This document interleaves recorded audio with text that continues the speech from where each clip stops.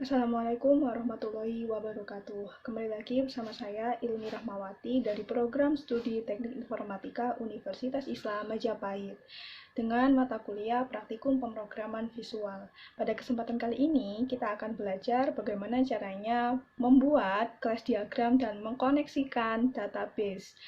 Namun untuk teman-teman dimohon untuk menginstal Visual Studio 2019 terlebih dahulu dan Microsoft Access. Langsung saja ya. Nah, untuk pertama kita harus membuat new project terlebih dahulu dengan formatnya .NET Framework ya. Kita ketikkan di sini forms.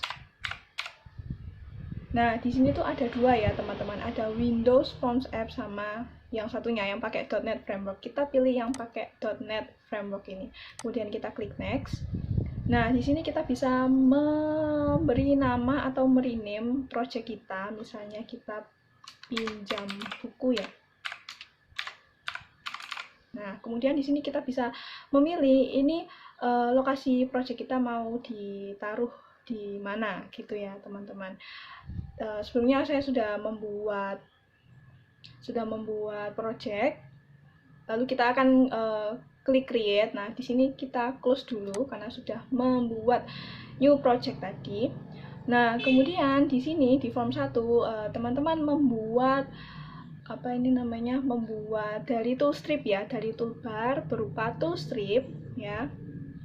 Setelah membuat tombol ini, teman-teman pindah ke sini ya, ke judulnya ini SI, Sistem Informasi Pinjam Buku. Kemudian kita klik kanan untuk menambahkan class diagram. Nah, kita add new item. Nah, kita akan menambahkan class diagram di sini. Kita pilih yang class diagram. Lalu kita rename ya dengan nama misalnya class diagram underscore ilmi gitu ya. Kemudian kita klik add untuk meng-create class diagram. Nah, di sini saya sudah membuat class diagram. Nah, kemudian selanjutnya kita akan menambahkan class di dalam class diagram ya.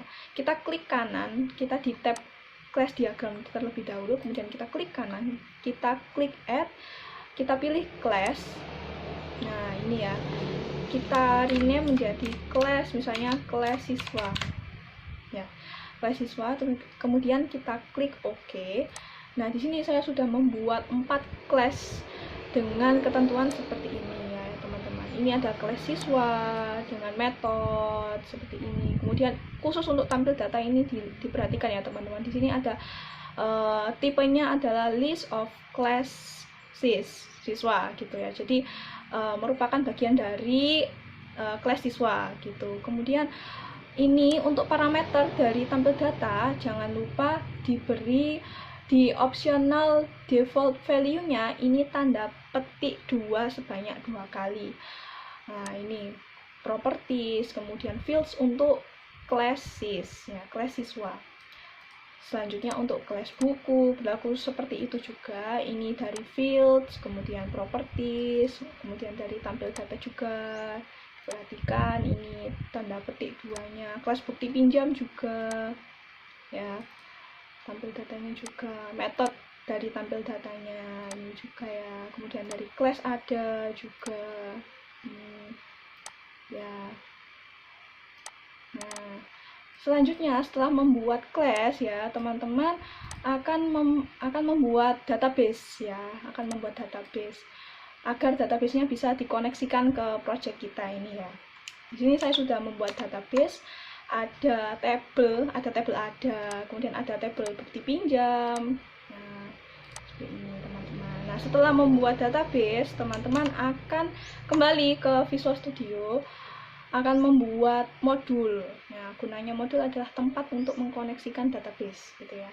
Nah, kita akan menambahkan modul. Di sini kita klik project, kemudian kita add module untuk menambahkan modul ya. Di sini kita beri judul modulnya adalah modul koneksi. Ya, modul koneksi. Kemudian kita klik add. Karena saya sudah menambahkan modul koneksi ya. Sini. Nah, seperti ini. Ini kita akan mengetikkan kode seperti ini pada modul koneksi ya, teman-teman. 2 kali kalau nggak salah. Nah, seperti ini. Kemudian kita akan mengkoneksikan database kita yang sudah kita buat tadi. Kita klik project, kemudian kita klik add new data source ya. Ini pada tab modul koneksi ya. Kemudian kita klik database, dataset. Nah, ketika belum dikoneksikan, ini akan kosong karena ini sudah saya koneksikan, makanya ada tulisannya gini ya. New connection, kemudian browse. Kita cari dulu database-nya yang akan kita koneksikan, kita tes dulu apakah berhasil. Ternyata berhasil ya. Kita klik OK. Nah, ini teman-teman, ini kita harus memperlihatkan, mencentang dulu. Kemudian kita Ctrl C. Gunanya untuk apa di Kopas itu? Gunanya adalah untuk mengisi ya, mengisi dari sini. Ini ya, mengisi provider. Nah, ini ya. Nah, kita kopas dulu ya. Sudah kopas, kita klik next. Itu warning karena saya sudah menambahkan database ya. Apakah Anda yakin untuk mengoverwrite ya atau mengganti ya? No ya, jangan ya. Sama aja sebenarnya. Karena database-nya sama aja. Nah, ini kita klik next. Nah, kita centang dari table sama views ini. Kemudian akan kita klik finish ya teman-teman. Nah, karena saya sudah mengkoneksikan database, maka saya klik cancel. Nah, di sini kita akan kopas dari database yang telah kita copy tadi ya. Kita paste di sini. Jangan lupa di Ctrl S ya. Kemudian setelah mengkoneksikan database ini, kita kembali ke forum 1. Kita double klik forum satunya. Nah, di sini kita akan mengetikkan kode seperti ini ya, teman-teman. Kita ketikkan dulu kodenya dari baris 1 sampai baris 13 ya, maaf ya, suara motor. Dari baris 1 sampai baris 13 kita klik dulu. Kita ketik dulu. Kemudian lanjut ke baris ini. Ya, gunanya untuk apa? Agar bisa mengaktifkan tombol dari masing-masing toolstrip ini ya, walaupun forumnya belum, tapi yang penting kita mengetikkan tombolnya. Nah, setelah mengetikkan kode yang tadi ya, kita akan pindah ke tab modul koneksi, dan di sini kita akan menjalankan atau merunning program project yang telah kita buat ya. Kita klik start. Sebentar ya, sabar. Kita tunggu dulu untuk memproses. Jangan lupa tadi di awal kita harus memperhatikan new project kita itu formatnya apa, harus .NET Framework, karena kalau bukan .NET Framework, kalau Windows Forms app biasa itu tidak bisa ditambahkan database ya teman-teman, ada bedanya. Jadi kita harus memperhatikan formatnya dari .NET Framework itu tadi, kita harus pakai yang .NET Framework itu. Nah, ini ya, ternyata sukses ya, alhamdulillah, barakallah. Kita klik OK, lalu akan muncul form 1 ya, dari ini muncul yang ini teman-teman ya. Nah, muncul ini ya. Ini belum sih form master siswa, nanti akan saya jelaskan di materi selanjutnya.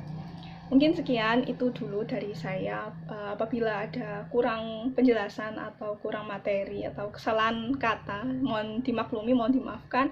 Tetap jaga kesehatan, jangan lupa jaga iman, jaga imun di masa pandemi agar pandemi ini segera berakhir juga ya teman-teman. Bosan nggak sih di pandemi gini? Wassalamualaikum warahmatullahi wabarakatuh.